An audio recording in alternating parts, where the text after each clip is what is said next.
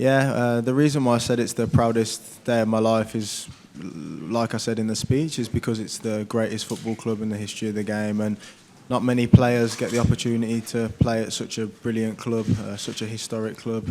So yeah, I feel really grateful. And like I said, I'm very thankful to the people that have brought me here and have given me the opportunity to play for this team. Money's not a thing for me. I don't think about money at all when I make these kind of decisions. I've never have, I never will. I play the game purely out of love. I spoke with the people when I was given permission by Borussia Dortmund. I spoke with Uni, I spoke with Jose Angel. And I loved the feeling I got from the club. I couldn't hide it. I told them more or less straight away what I felt about the club. And after I made my decision, I wanted it to all happen quickly. You know, it wasn't a case of the other teams are bad or they weren't good. It's just that, for me, Madrid is the greatest. For a start, I'd like to thank Jesus Vallejo for letting me wear the number 5. You know, I had some contact with him.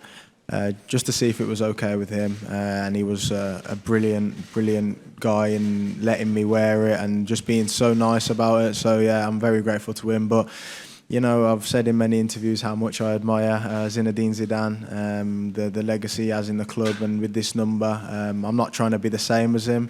I'm just trying to be Jude, but it's definitely a bit of homage to how great he was. And for me, it's a brilliant opportunity to come and learn from one of the greatest coaches that's ever coached. So very looking forward to that and very grateful that he wants me in his squad.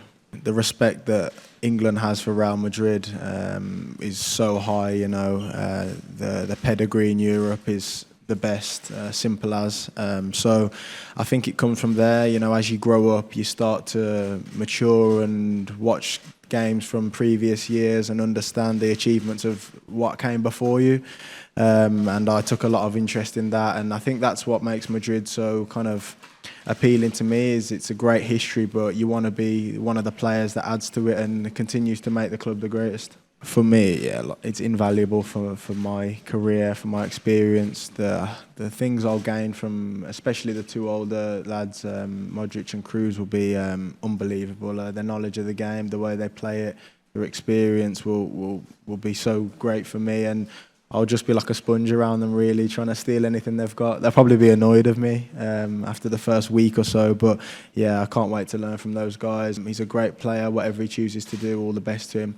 Would I like to play with a player like Kylian Mbappe? Who wouldn't?